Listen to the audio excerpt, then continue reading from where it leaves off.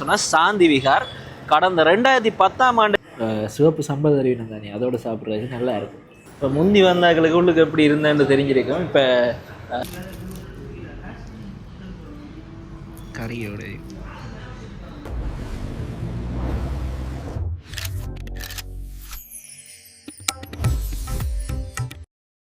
எல்லாருக்கும் வணக்கம், welcome back to Sharan vlogs.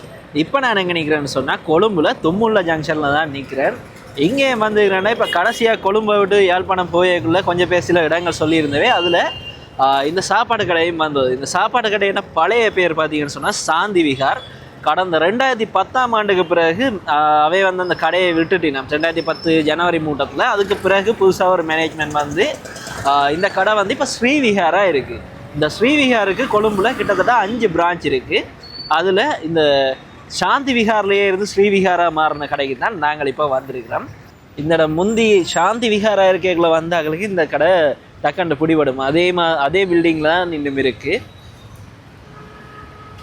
வாங்க நாங்கள் இப்போ உள்ளே போய் சாப்பாடு என்ன மாதிரி, டேஸ்ட் என்ன மாதிரி, விலை என்ன மாதிரின்றதை பார்ப்போம். நாங்கள் கடைக்கு போய் பார்ப்போம் எப்படி இருக்குது.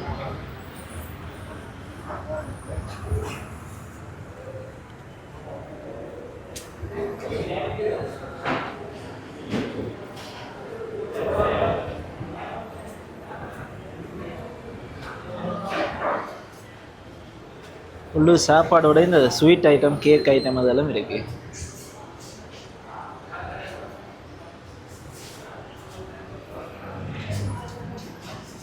இப்போ முந்தி வந்தாக்களுக்கு உள்ளுக்கு எப்படி இருந்தேன்னு தெரிஞ்சிருக்கும். இப்போ கடை மாறின அப்புறம் எப்படி இருக்குன்றதை நான் உங்களுக்கு காட்டுறேன். இப்போ முந்தின ஃபோட்டோஸ் எது உங்கள்கிட்ட இருந்தேன்னு சொன்னால் நீங்கள் கமெண்டில் சொல்லிவிட்டு ஒரு லிங்க் வந்து போட்டுக்கலாம். சரிங்கண்ணா. இப்போ மேலே பார்த்தீங்கன்னா ஃபேமிலி ரெஸ்டாரண்ட் இருக்குது, ஏசி ரெஸ்டாரண்ட் இருக்குது மேலே. நாங்கள் அங்கே போய் பார்ப்போம்.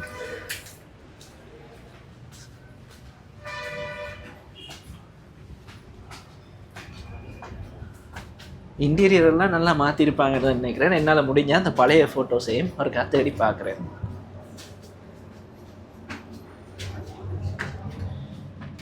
இதுதான் மேலே ஏசி ரெஸ்டாரண்ட்.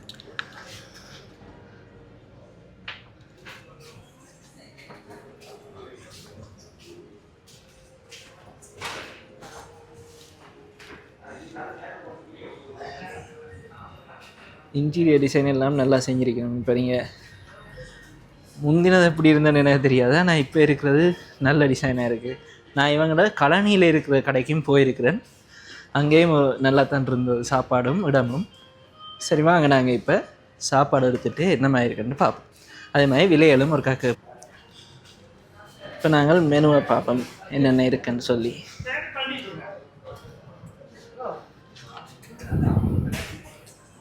இப்போ விடிய என்னென்ன சாப்பாடு இருக்குன்னா இட்லி, சாம்பார் இட்லி, இப்போ இந்தியாவில் இருக்கிற ஸ்பெஷாலிட்டியான ஐட்டங்கள் எல்லாமே இருக்குது. இந்த ரவா கிச்சடி, அதில் நாங்கள் இந்த உப்புமா செய்வோம் தானே, அதே மாதிரி கிச்சடி என்ற ஒரு ஐட்டம் இருக்குது. இப்போ எனக்கு இங்கே இவங்கடையில் பிடிச்சது வந்து தோசை ஐட்டங்கள்லாம். இப்போ என்ன ஒரு தோசை சைக்கொண்டு நீங்கள் சொல்லலாம். இப்போ நான் இதுக்கு முதலும் ஸ்ரீவிகார் போய்க்குள்ள ஒரு சின்ன ஷார்ட் வீடியோ தான் போட்டிருக்கேன். இன்றைக்கு தான் முழு வீடியோ போடுறேன். இப்போ சாந்தி விகாரா இருந்து ஸ்ரீவிகாரா மாறின இடம் தான் இந்த இடம். இல்லை இந்த நெய் மசாலா நல்லா இருக்கும். மற்ற பார்த்தீங்கன்னா விலையும் இப்போ ஓரளவு குறைவாக தான் இருக்குது. இதுலேயே நெய் பேப்பர் மசாலா இருக்குது.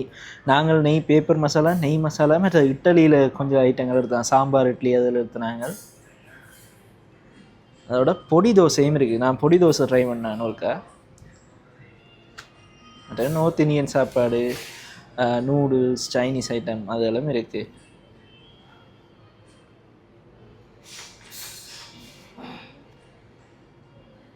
நான் மெயினாக வந்து தோசை சாப்பிடத்தான். இப்போ தோசையை பார்த்துட்டு நாங்கள் ஆர்டர் கொடுப்போம்.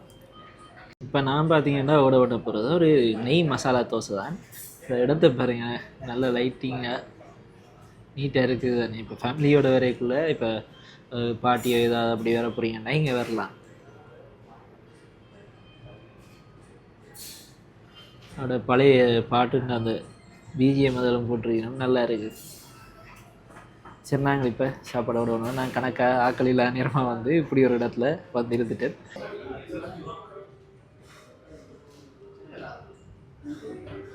நான் நெய் மசாலா இல்லை, நெய் பேப்பர் மசாலா தோசை தான் சொல்லியிருக்கேன். வாங்க, எவ்வளோ பெரிய தோசை என்று தெரியும் உங்களுக்கு. இப்போ உங்களுக்கு தெரியுதான்னு தெரியல. சாம்பார் நல்லா சூடாக தான் வந்துருக்கு, கிளம்பத்தக்கதா. சரி நாங்கள் சாப்பிட பார்ப்போம். இந்தியாவில் இதை முதல்ல உடைச்சி வைக்கணும். ஏன்னா பேப்பருக்கு பிளேட்டுக்கு வெளியில் நிற்குது. உடைச்ச வேண்டா தான் நடுவில் அந்த கறி போஷன் கிட்டையா இருக்கு.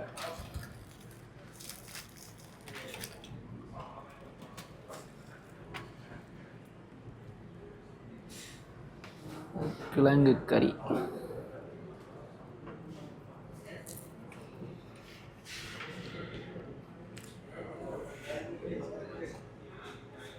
இவங்களோட மசாலா என்னென்னா ஓவராக இருக்காது. அளவான மசாலா நல்ல டேஸ்ட்டாக இருக்கும். அதுவும் இந்த சட்னி இருக்குது தானே, அதோட போட்டு சாப்பிட்டா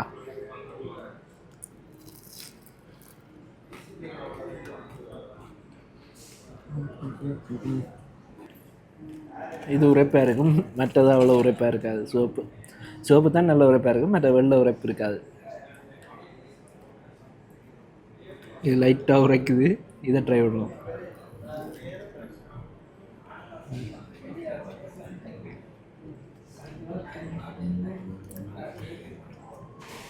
இதில் அவ்வளோ உரைப்பு இருக்காது. அதனால் நீங்கள் உரைப்பு விரும்புவீங்கன்னா சிவப்பு சட்னி யூஸ் பண்ணலாம். அப்படி உங்களுக்கு உரைப்பு வேணாம்னா நீங்கள் வெள்ளை சட்னியை யூஸ் பண்ணலாம். சரி, சாம்பார்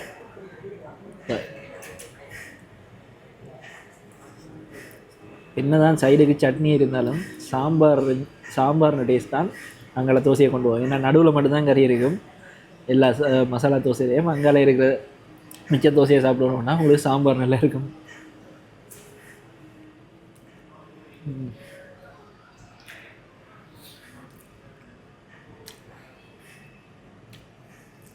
சாம்பாரும் சூடாக நல்லா இருக்குது. ஆனால் என்ன, இப்போ சாம்பார் உரைப்பாக இருக்காது. ஒரு அளவான ஒரு இதெல்லாம் இருக்கும் ரேஞ்சில். இப்போ உங்களுக்கு உரைப்பாக வேணும்னு சொன்னால் இந்த சிவப்பு சட்னியில் ஒரு டிப், சாம்பாருக்குள்ள ஒரு குழையல், அதுக்கு பிறகு சாப்பிடுங்க.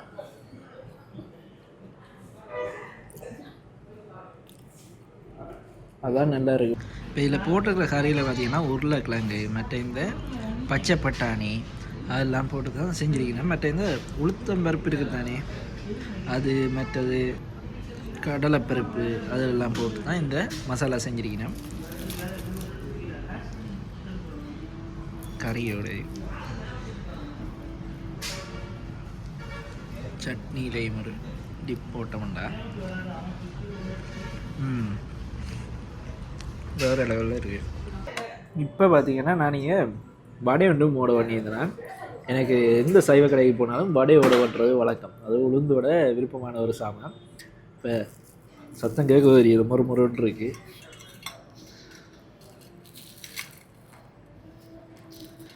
பிச்சு சட்னியோட போட்டு அடிப்பாங்க. எனக்கு இந்த வடை வந்து உரைப்பாக சாப்பிட்றது தான் விருப்பம்.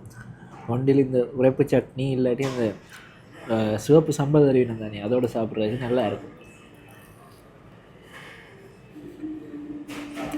வெளியில் நல்லா முருகலாக, உள்ளுக்கு நல்லா சொஃப்டாக இருக்குது. அதோட இங்கே கொழும்புல மழையாக இருக்குது. இப்போ அப்போ ஒரு டீ வடையும் குடித்தா நல்லா தானே இருக்கும். இப்போ அதெல்லாம் டீ மழை பண்ணியிருக்கிறோம். இப்போ வடை எப்படி இருக்குன்ற கடை தான் சாப்பிட்னார். நான் இனித்தான் டீ வரை விட்டு தான் மிச்சம் அங்கே தொடர போகிறேன்.